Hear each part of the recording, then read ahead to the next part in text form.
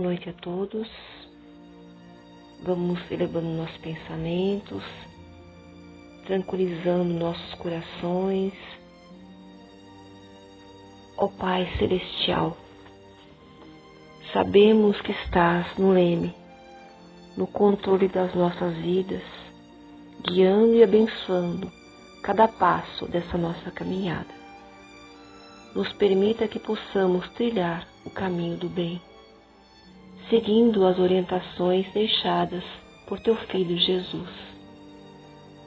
Que possamos aceitar os desafios desta jornada terrestre, que nos possibilita a nossa evolução, nos dando a chave para o reino dos céus.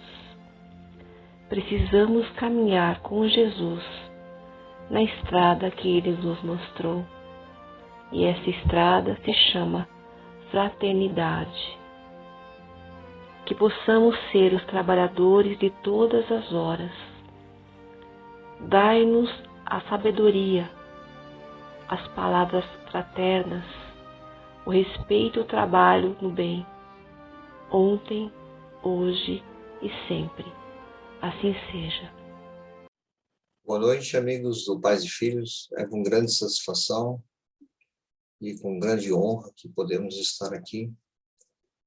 E agradecemos imensamente por essa oportunidade, a direção da casa e a todos os responsáveis por esse momento, que podemos dividir juntos alguns dos nossos pensamentos e algumas das passagens do Evangelho segundo o Espiritismo. O tema que nos coube essa noite é a missão do homem inteligente na Terra. Isto está no capítulo 7, no item 13. Ele inicia esse capítulo, ou esse item, dizendo o seguinte para nós: não vos ensoberbais do que sabeis, porquanto esse saber tem limites. E esses limites são muito estreitos no mundo em que habitais. Suponhamos sejais sumidades em inteligência neste planeta. Nenhum direito tendes de envaidecê-los. Analisando essa primeira parte, vamos ressaltar alguns pontos que entendo que são importantes. Para que nós possamos entender como nós chegamos a ter esse diferencial de inteligência sobre os animais, sobre os outros seres, o Homo sapiens, lá na pré-história, ao descobrir o fogo, fez com que essa descoberta trouxesse uma evolução muito grande e um diferencial muito grande sobre os outros animais. Através da descoberta do fogo, nós começamos a cozinhar os alimentos. Os alimentos que nós comíamos antes, carnes duras, com a digestão muito longa, muito demorada. A partir do momento em que começamos a cozinhar esses alimentos, a nossa digestão reduziu praticamente, isso com o passar dos anos e centenas de anos, reduziu praticamente a metade. Isso fez com que o nosso intestino e a digestão reduzisse também a metade.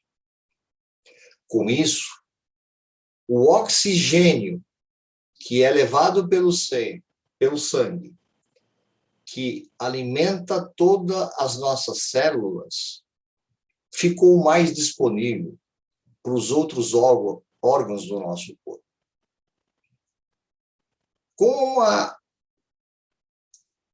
Com o cozimento dos alimentos, a comida também ficou mais macia, e isso fez com que a necessidade de uma mandíbula tão grande não fosse mais necessária. E através também de a passagem de anos e anos, a nossa mandíbula foi diminuindo, abrindo mais espaço na nossa caixa craniana. Então, esses dois fatores foram super importantes na evolução da inteligência do ser humano. Por quê? Com menos digestão, reduzimos em mais de 50% o nosso intestino. Com isso, aumentamos a capacidade de nosso sangue levar oxigênio a outras partes do nosso corpo, com a redução da mandíbula e com isso abriu mais espaço na nossa caixa craniana, com mais oxigênio e com mais espaço, o nosso cérebro cresceu e mais do que duplicou em relação aos outros animais. E com isso nós desenvolvemos muito mais rapidamente que os outros animais a inteligência. Então esse é um fato super importante para que possamos entender por que nós somos muito mais inteligentes do que os outros seres existentes no nosso planeta. Mas isso foi uma ferramenta que Deus nos deu através da evolução. Então, por isso, como ele coloca nesse primeiro parágrafo, nós não devemos nos vangloriar se somos mais ou menos inteligentes do que as pessoas que nos cercam. E ele continua dizendo: se Deus, em seus desígnios, vos fez nascer num meio onde pudestes desenvolver a vossa inteligência e quer a utilizais para o bem de todos. É uma missão que vos dá, pondo-vos nas mãos o instrumento com que podeis desenvolver, por vossa vez, a inteligências retardatárias e conduzi-las até ele. Então, vamos nos atentar nesta frase e destacando esse ponto. Ele nos deu, alguns mais do que outros, a oportunidade de nascer aonde pudestes desenvolver a vossa inteligência. Não sei se alguns de vocês lembram, ou se vocês lembram, passou certa vez uma reportagem na TV em que foi feita uma pesquisa da influência sobre o meio em que vivemos e a nossa capacidade de desenvolver habilidades cognitivas, as nossas capacidades de raciocínio. E um dos exemplos que eles citam é das crianças que nascem e crescem em favelas ou em lugares sem as mínimas condições de higiene, onde a alimentação muitas vezes é contaminada. E as crianças, por diversos e por vários anos consecutivos, têm processos de diarreia intenso. Isso causa uma desidratação que atrasa o desenvolvimento mental. Mas por que eu estou dizendo isso? Porque o Evangelho nos fala que nós temos que usar a nossa inteligência porque nós nascemos aonde pudermos desenvolver a nossa inteligência. Então, se nós tivermos essa oportunidade, nós temos como obrigação moral de retribuir isso de forma que o universo possa se beneficiar da nossa inteligência. Mas a gente sabe que nem sempre isso acontece. Se nós formos ver, a nossa evolução é algo contínuo e cada vez mais rápido. Nós saímos das carruagens para os carros, hoje já estamos com os drones, e em 2 séculos e meio, a evolução foi muito grande. Se nós contarmos as descobertas que tivemos nos últimos 10 anos, com a internet, com a comunicação entre todos, com o smartphone, que mudou totalmente as nossas vidas, são invenções que nos trazem, né, benefícios, em que os homens inteligentes e que tiveram essa oportunidade colocam essas ferramentas para o desenvolvimento da humanidade. Mas o uso da inteligência e suas capacidades, ela pode ser boa ou pode ser ruim. Vai depender de como ela é utilizada. E ele coloca no Evangelho que a natureza do instrumento não está a indicar que a autorização deve prestar-se. Por exemplo, a enxada que o jardineiro entrega ao seu ajudante não mostra a este último que cumpre cavar a terra? Que direis, se esse ajudante, em vez de trabalhar, erguesse a enxada para ferir o seu patrão. Direis que é horrível e que ele merece ser expulso. Então, esse é um ponto de atenção que nós temos. Quanto mais a nossa ferramenta for eficiente e que recebermos essa ferramenta de Deus, maior é a nossa responsabilidade. Todos nós temos missões maiores ou menores, dependendo das ferramentas que recebemos de Deus e de como colocamos essas ferramentas ao serviço da evolução, da nossa evolução e da evolução daqueles que nos cercam. Então, vamos dar alguns exemplos, começando pelo mau uso da inteligência. Se nós formos pegar na história grandes líderes da história, são pessoas que são muito inteligentes, foram pessoas que eram extremamente estrategistas, excelentes oradores, que tinham um poder de convencimento e uma liderança incrível. Vamos pegar, por exemplo, Mao Tse-tung, líder na China, que usou a sua inteligência de uma forma não muito adequada ou nada adequada à evolução do nosso planeta. Mao Tse-tung foi responsável por mais de 70 milhões de mortes. 70 milhões de mortes. Pesquisem na internet, vejam. Temos um outro exemplo de uma sumidade, ou de uma inteligência, de um estrategista, de uma pessoa com poder de convencimento muito grande, que foi Stalin, que também foi responsável por aproximadamente 43 milhões de mortes.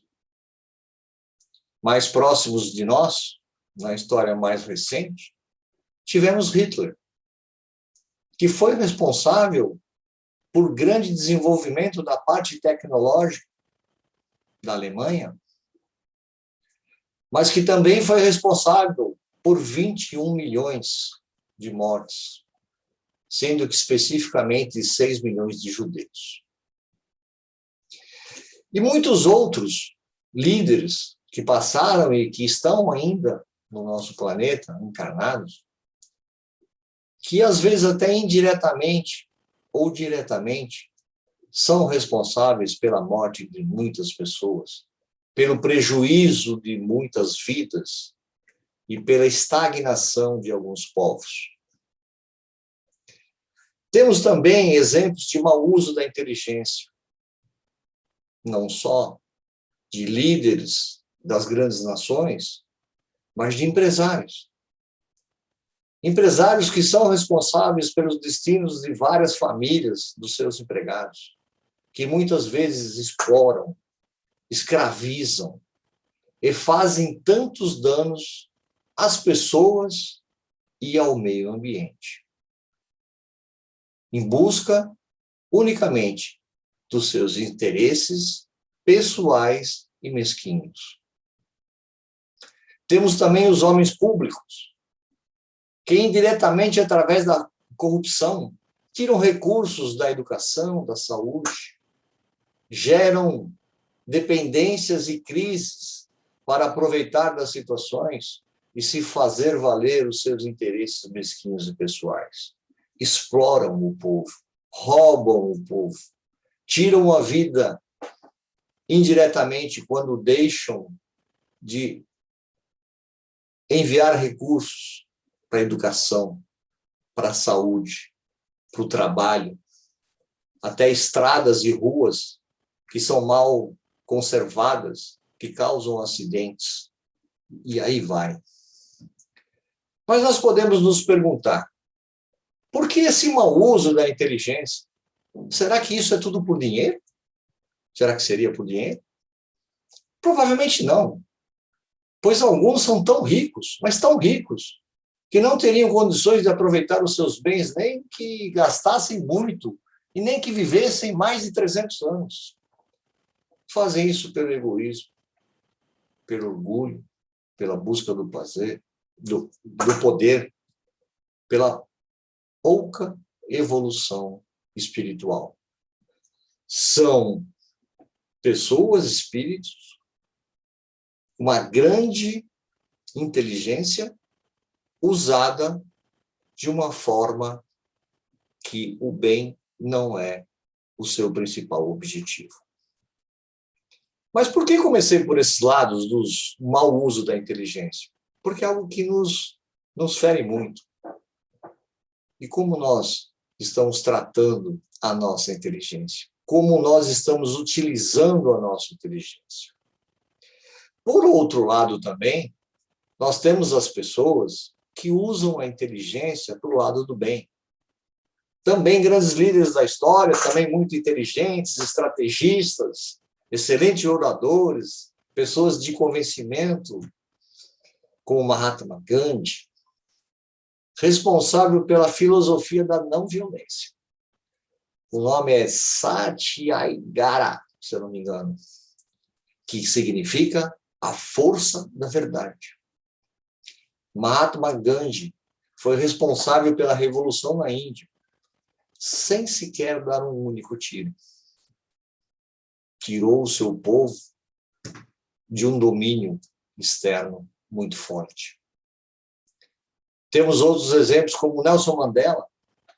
Nelson Mandela, na África do Sul, que foi preso e ficou preso por 23 anos, sem reclamar, orando, meditando e planejando o que faria quando da prisão saísse.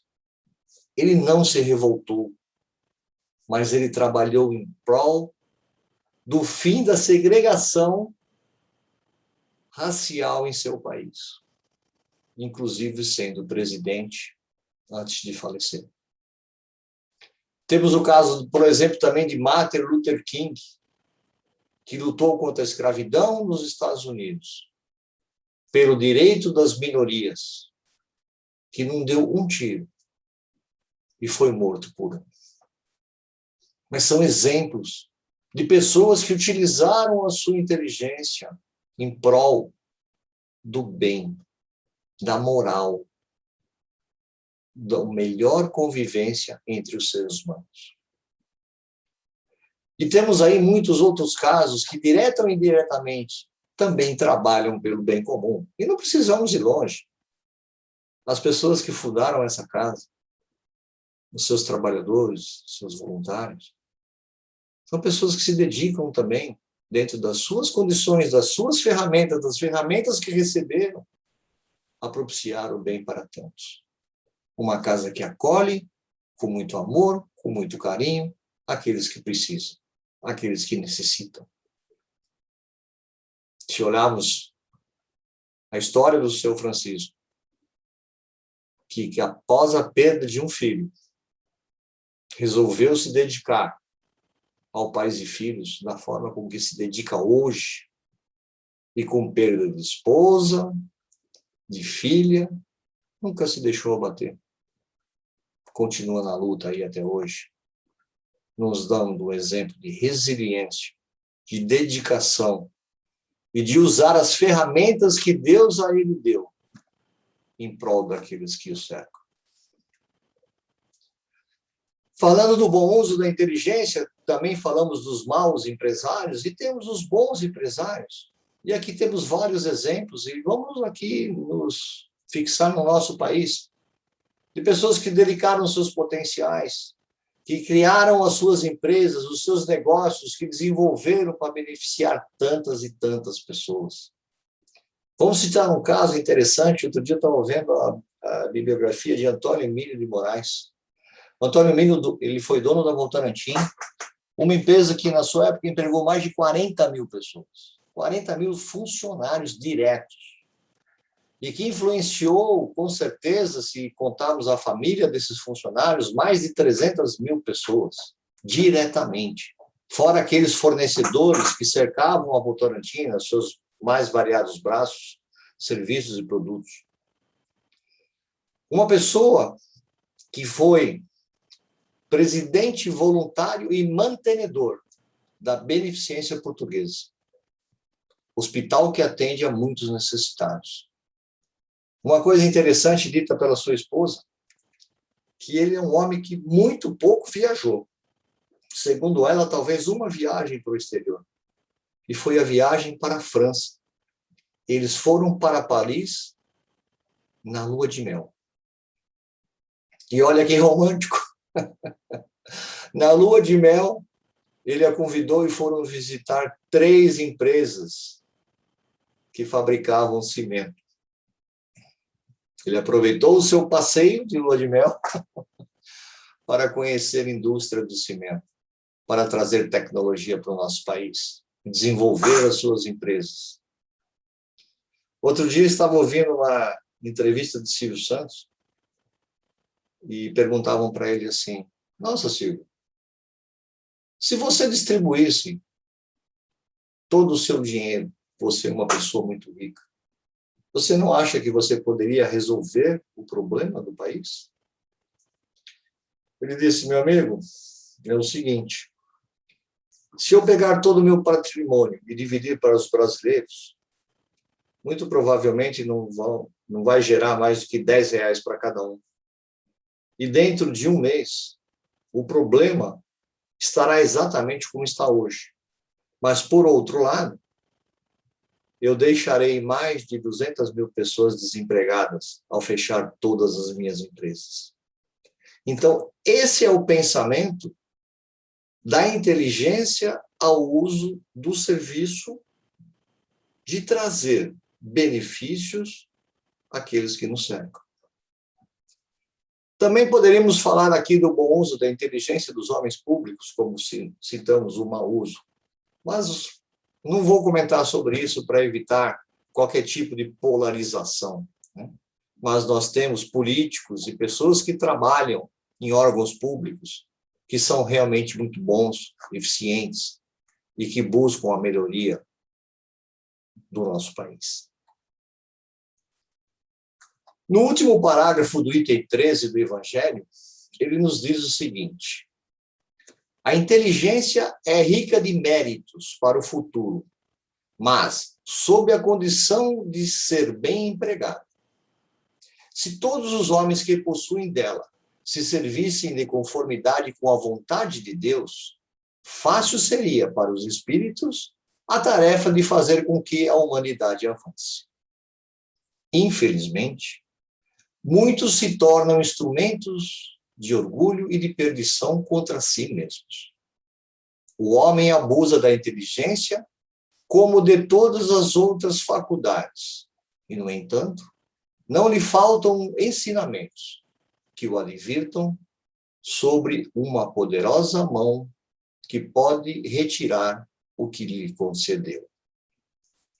Então, ele volta nesse último parágrafo a reafirmar o nosso compromisso e a nossa responsabilidade de retribuir aquelas ferramentas, e nesse caso a inteligência, que recebemos para trabalhar e para criar projetos que possam beneficiar aos outros. Lembrando novamente, cada um recebeu uma ferramenta, mais ou menos desenvolvida, para que possa trabalhar. Sobre um ponto de vista que eu acho que é uma reflexão que eu gostaria de fazer com vocês. Quando a gente fala sobre riqueza e prosperidade. Porque nós devemos buscar a prosperidade e não a riqueza. Eu acho que isso está muito relacionado com o tema que nós estamos falando hoje. Tem uma história que diz o seguinte: um jovem recebeu de seus pais, como herança, uma fazenda privilegiada pela natureza. Nessa fazenda tinham campos férteis, porque na fazenda tinham várias nascentes, e essas nascentes formavam lagos e rios que fertilizavam toda a região. Essas águas eram usadas para o plantio, para a rega, e os lagos formados eram usados para a criação de peixes. Esse homem, esse rapaz que recebeu essa herança, Do dia para a noite ficou rico, mas um rico avarento. Um rico que não sabia distribuir aquilo que havia recebido e que tinha que dar continuidade àquela evolução daquela região. Ambicioso, orgulhoso, não pediu ajuda e decidiu por si mesmo. Se eu armazenar toda a água dessa fazenda num grande lago e impedir com que ela circule para as outras regiões, eu serei muito mais rico. E ao fazer isso, ele começou a alterar a ecologia do local. As nascentes foram secando. Os lagos grandes, pela falta de movimentação na água, foram perdendo a qualidade. A água ficou salobra. Os peixes foram morrendo por falta de oxigênio. As plantas também foram sofrendo pelas más condições das águas que as regavam. E aquela riqueza foi rapidamente transformada num local de muito pouco valor. E o jovem voltou a ser pobre novamente. Essa é a concepção de riqueza, aonde a pessoa simplesmente busca os benefícios para si própria. Por outro lado, temos o lado da prosperidade, em que aquela fazenda, aquelas terras, faziam com que as águas circulassem, com que os vizinhos também recebessem a alimentação das águas e dos rios, com que eles pudessem também regar as suas plantas e cultivar os seus peixes. Essa é a prosperidade que o Evangelho nos fala. O rico não pode entrar no reino dos céus, talvez, se ele buscar somente a riqueza. Mas se ele buscar a prosperidade, veja quanta gente ele pode ajudar. Quantos empregos quem tem mais dinheiro pode gerar através de uma indústria? Quanta evolução, quanto desenvolvimento. Vejam Bill Gates, que doou 95% da sua fortuna, uma das maiores do mundo, para o desenvolvimento de novas empresas e de pesquisa para a saúde. Uma grana incrível que, se bem aproveitada, vai gerar muita evolução e muita prosperidade. Uma coisa do Antônio Emílio que eu esqueci de contar e que vale a pena antes de encerrar esse bate-papo com vocês. O Antônio Emílio, quando solicitado para ajudar, por exemplo, na construção de um colégio, de um hospital, numa cidade do interior qualquer,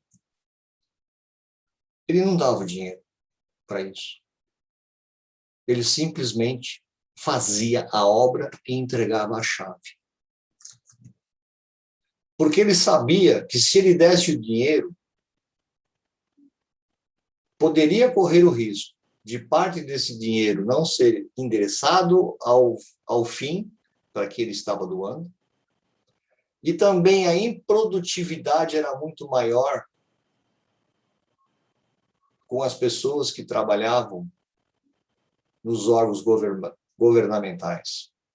Então, ao invés disso, ele fazia a obra e entregava pronta a chave para que a cidade tomasse conta da escola, do hospital, do centro de saúde, do que quer que ele fosse solicitado a ajudar.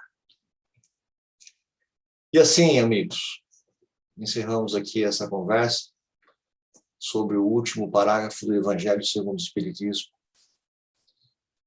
em que nos chama a atenção do uso da inteligência, a missão do homem inteligente na Terra.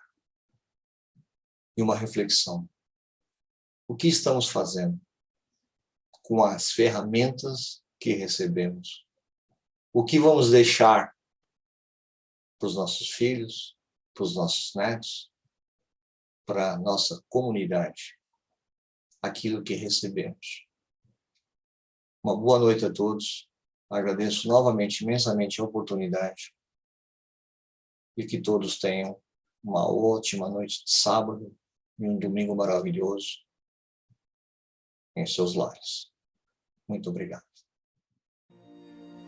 Vamos vibrar nesse momento, onde estamos reunidos mentalmente e espiritualmente, em torno do nosso querido Mestre. Buscando o nosso Pai, pedimos que Ele possa consolar esses corações desesperados, corações desesperançados também, porque muitos ainda não conhecem esse Pai de amor, esse Pai de misericórdia. Pedimos pelo nosso planeta, pela grande dificuldade que passa nesse momento, pelos grandes sofrimentos. Ajuda-nos a mentalizar um mundo melhor, um mundo mais fraterno, um mundo com mais caridade, com mais amor e mais compaixão, e com boas vibrações.